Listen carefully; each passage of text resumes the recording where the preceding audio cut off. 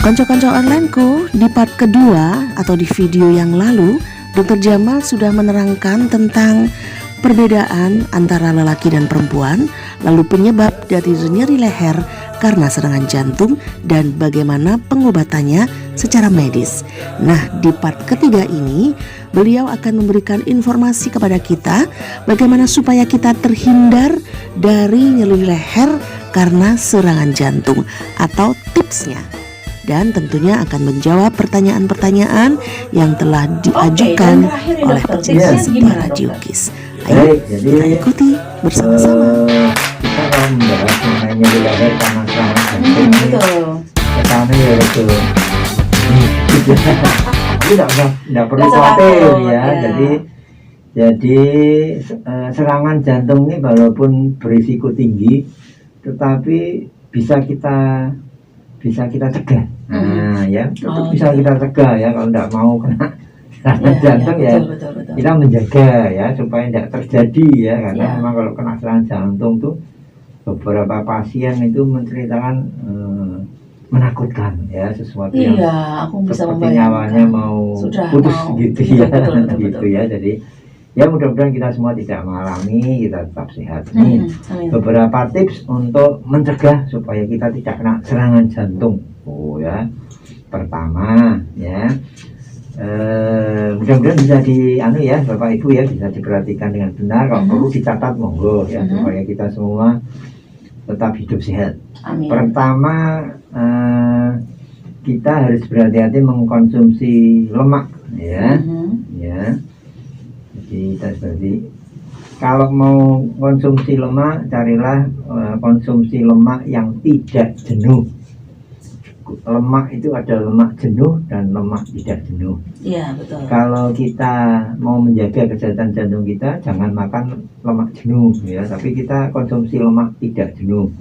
Contohnya apa? Ya, contohnya adalah makan ikan. Ya, ikan. Ya, ikan itu termasuk mengandung lemak tidak jenuh, jadi sehat sebetulnya untuk tubuh, tidak apa-apa. Kedua, yang lain adalah misalkan alpukat. Oh iya, enak itu dong. Enak sekali ya. Mantap. Enak sekali. Alpukat itu juga aman untuk kita ya, dan tentu saja jenis-jenis makanan yang lain ini beberapa contoh saja. Jadi nanti bisa dicari ya, itu biasanya data di Google juga banyak makanan yang tidak jenuh, makanan lemak tak jenuh, banyak sekali ya. Jadi kalau mau pilih makanan ya, apalagi yang ada lemaknya, carilah yang lemaknya tidak jenuh ya, karena kalau lemak jenuh itu berisiko menimbulkan serangan jantung. Nah, itu ya secara ringkas seperti itu, ceritanya panjang ya. Kedua, kurangi atau hindari konsumsi gula yang berlebih. Jangan lupa kalau kita punya riwayat diabetes, itu kena risiko jantung, penyakit jantung, serangan jantung itu juga tinggi. Nah ya, jadi kalau dari minum atau yang makan yang manis-manis itu sebaiknya jangan terlalu banyak ya, kita batasi supaya tidak berlebihan. Yang kedua, yang selanjutnya adalah juga menghindari makanan garam yang berlebih, asin-asin. Ya, kalau misalkan suka makan gulai, zaman dulu tuh gulai tuh enak sekali. Enak tuh dok, nyambel. Enak sekali ya. Nah, lagi bagi orang-orang seangkatan saya itu, zaman dulu itu cukup makan dengan nasi panas, pakai gulai, pakai sambal, wah sudah nikmat banget. Langsung ngecas. Ya mungkin bagi bapak ibu yang usianya lebih muda atau mas-mas, mbak-mbak itu mungkin agak tidak tahu ya gulai itu apa ya. Nah, ikan asin ya, seperti itu ya. Jadi garam-garam itu jangan terlalu banyak ya, kalau pengen ya tombol pengen istilahnya gitu aja ya, jangan terlalu banyak. Yang lain adalah tips yang berikut adalah kalau punya tensi tinggi dan kencing manis ya segera diobati. Diperiksakan ke dokter dan lakukan kontrol dokter secara berkala ya. Jadi jangan terus langsung begitu turun langsung stop semuanya, enggak periksa dokter, enggak apa-apain, enggak periksa laboran. Nah ini harus hati-hati karena suatu dia bisa naik lagi ya. Enggak berarti kalau sudah baik sudah berhenti itu udah bisa naik lagi kalau kita tidak berhati-hati, tidak menjaga kesehatan kita ya, termasuk tidak rutin berolahraga ya bisa naik lagi. Kemudian tips yang lain adalah berhentilah merokok ya.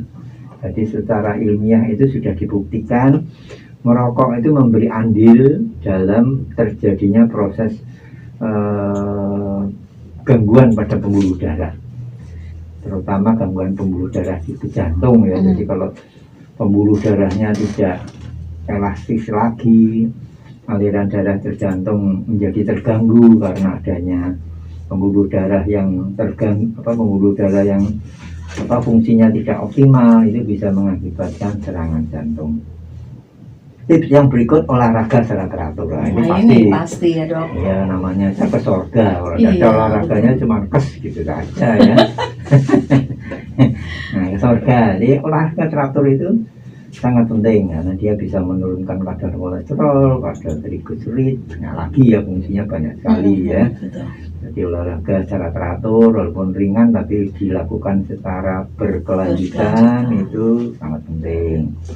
Kemudian jangan memakai atau menyalahgunakan nafsa ya, narkotika, zat-zat adiktif yang ini terutama saya sampaikan untuk yang generasi muda ya, mas-mas, mbak-mbak atau para eksekutif muda yang kebetulan mungkin sedang di jalan dengarkan radio KIS ya, dengarkan siaran ini ya, ingat-ingat ya, narkoba itu tidak perlu dicoba ya, segala sesuatu itu tidak perlu dicoba untuk biar yakin ya, karena gitu ya, nanti begitu dicoba nanti lepas dari jeratannya itu akan sangat sulit ya, akan sangat sulit ya. Kelihatannya hanya sedikit, ini karena dikasih teman dan seterusnya ya, nanti lama-lama makin banyak dan akan semakin terikat, jadi tidak perlu dicoba ya.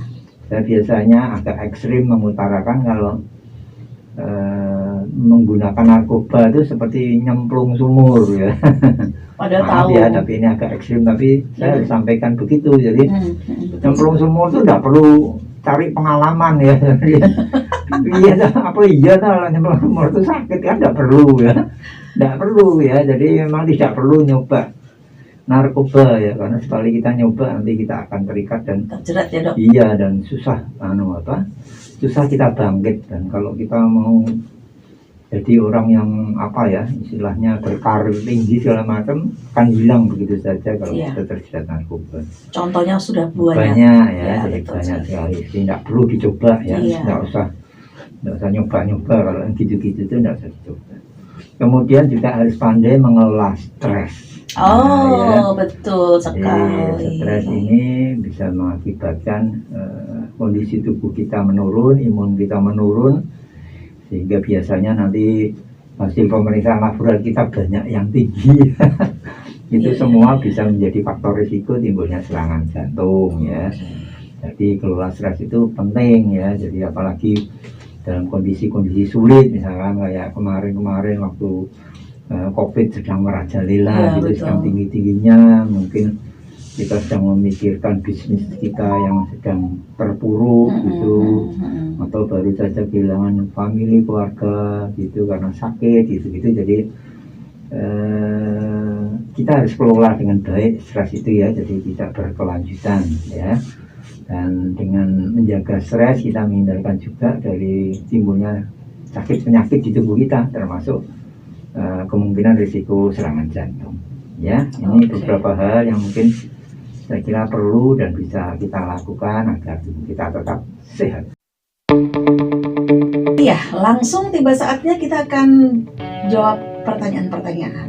Iya, dari Pak Jumadi dulu ya. Iya, Pak Jumadi. Iya, Pak Jumadi itu menanyakan tentang ini dokter, kepala sering sakit, bahasa Jermannya tuh tengperpet. Itu gejala apa ya dokter? Iya, baik ya. Jadi kalau kepala sering sakit dan rasanya seperti orang mau pingsan gitu ya, perpet gitu ya. Jadi sebaiknya memang diperiksakan ke dokter Bapak ya, karena itu ada beberapa kemungkinan yang bisa terjadi ya. Yang pertama mungkin ada gangguan dari tekanan darah. Nah, darahnya mungkin bisa tinggi atau bisa turun ya, bisa rendah ya, jadi diperiksakan. Kedua mungkin bisa berkaitan sama HB ya, HB jadi hemoglobin darah ya. Hemoglobin karena sesuatu hal rendah, jadi akibatnya aliran darah menjadi tidak mencukupi sampai ke organ-organ tubuh kita, juga termasuk organ otak kita, sehingga biasanya timbul keluhan-keluhan di kepala seperti itu ya. Jadi ini yang kemungkinan kedua ya, jadi seperti itu ya. Ada kolesterol tubuh segala macam itu kan perlu dijaga. Sebenarnya banyak ya Pak kondisi yang perut-perutnya ya, tapi memang biasanya yang sering terkait dengan itu adalah gangguan dari fungsi pembuluh darah dan jantung ya. Bisa memang terkait seperti itu. Dan yang kedua gangguan dari fungsi susunan saraf pusat atau saraf secara keseluruhan ya. Jadi di samping faktor-faktor metabolik yang lain ya, jadi dan misalkan tadi yang kita kadar gula darahnya sedang turun, misalkan ada tensinya sedang turun ya, karena habis sakit ya, jadi kondisi tubuh sedang lemah dan banyak yang lain ya. Jadi sebaiknya kalau memang keluhan perut-perutnya sering terjadi dan mengganggu diperiksakan. Itu untuk Pak Jumadi di Sedang ya, Mas Nur. Iya, terus ada lagi Budi yang ada di Gunung Pati yang mengatakan kerokan di leher itu tidak boleh karena itu kata mamanya, kata ibunya. Karena di leher ada banyak titik-titik syaraf. Nah, kerokan di leher itu malah berbahaya katanya ketika masuk angin. Apakah ini betul, dokter? Iya, baik ya. Jadi untuk Pak Budi, apa yang disampaikan Ibu itu betul ya. Betul 100% ya, nilainya 100 ya, gitu ya. Jadi sebaiknya untuk leher itu kita nggak ngapa-ngapain leher ya, yang berisiko ya, yang dikeriki, yang kadang-kadang orang kalau potong rambut kepalanya dikerek gitu-gitu ya. Atau dipijat lehernya juga dipijat-pijat. Kebiasaan kita untuk menekan-nekan leher, kalau misalkan kita pijat tidak sebaiknya leher dihindarkan ya. Kemudian juga melindungi leher dari cedera yang tidak perlu. Misalkan kita kalau naik sepeda motor ya pakailah helm dengan baik ya. Kalau kita naik mobil pakailah seatbelt yang baik, karena itu menghindarkan kita waktu kecelakaan terhadap cedera pada leher ya. Itu ya, cedera leher itu sangat penting.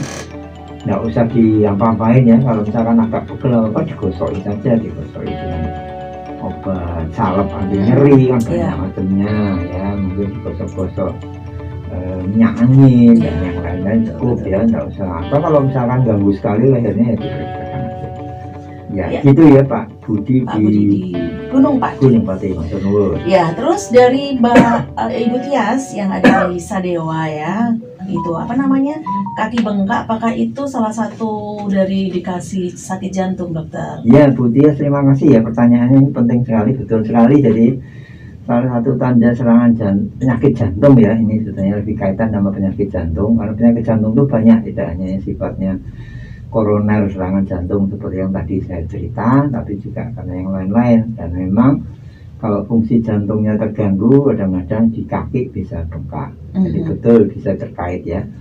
Cuman memang ada orang lain yang kakinya bengkak tapi juga disertai sakit. Ya ini biasanya beda lagi. Ya, biasanya karena mungkin rematik seperti itu ya. Tapi kalau kakinya bengkak tidak sakit, kadang-kadang kalau bangun tidur habis tidur di ranjang selonjor gitu kakinya ya, itu kempes. Nanti kalau untuk duduk, untuk berdiri, jalan bengkak membesar, nah itu memang harus kita perhatikan dan sebaiknya diperiksakan.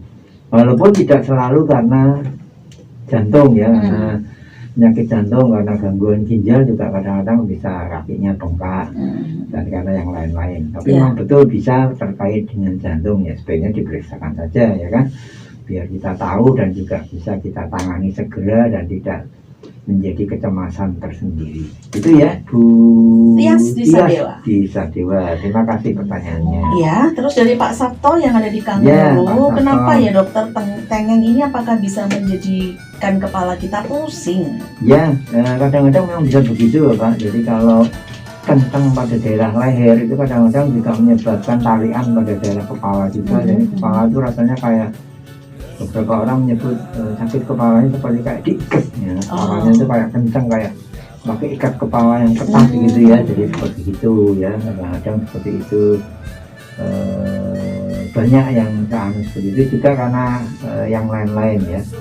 Jadi kalau mengalami keluhan seperti itu ya mungkin diistirahatkan dulu, tiduran begitu. Kalau bisa istirahat tidur gitu kan.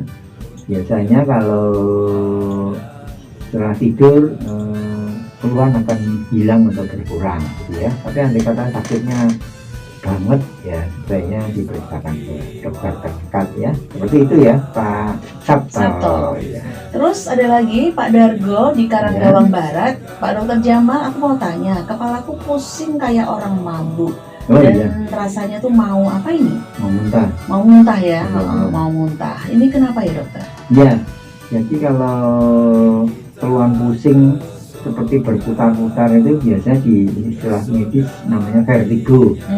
Dulu pernah kita bahas, nanti mudah-mudahan lain waktu kita akan lihat lagi, belajar kembali. Jadi memang seperti itu. Keluhannya banyak penyebabnya ya, dari hal gangguan pada fungsi susunan saraf pusat di otak, bisa karena gangguan dari aliran darah pembuluh darah, bisa karena faktor-faktor lain juga bisa ya. Jadi sebaiknya kalau vertigonya sering terjadi memang sebaiknya diperiksakan ke dokter ya, untuk mengetahui faktor risiko apa yang menyebabkan timbulnya vertigo tersebut. Karena vertigo itu harus ditangani ya, kalau enggak nanti biasanya makin lama makin mengganggu ya. Jadi kadang-kadang nengok ke satu posisi langsung muter-muter gitu, itu bahaya kan. Kalau kita vertigonya kambuh pas kita mengendarai kendaraan atau mobil kan sangat berbahaya ya, padahal situasi lalu lintasnya kan ramai ya. Jadi kalau itu memang sering mengganggu, diperiksakan saja ya. Nanti oleh dokter akan diminta periksa laboratorium dan pemeriksaan penunjang lain untuk mengetahui persisnya. Ya, sama-sama vertigonya itu kadang-kadang penyebabnya tidak bersama gitu ya. Jadi akan dilihat penyebabnya apa, sehingga nanti pengobatannya juga sesuai dengan penyebabnya. Gitu ya Pak Dargo. Ya, sudah ya. Terima kasih Pak Dargo atas pertanyaannya. Iya, pertanyaan sudah terjawab semuanya dan waktu kita sudah pas habis di dokter. Pas ini. Pas ya. Ya, terima kasih ya Dokter Jamal untuk kehadirannya. Terima kasih untuk Mbak Rusma yang sudah menemani saya pagi ini. Sama-sama dok. Ya, terima kasih buat pecinta siar Radio Kids dimanapun berada yang sudah mengikuti acara ini. Saya mohon maaf kalau ada kesalahan di dalam kata-kata saya. Semoga bermanfaat bagi kesehatan kita semua.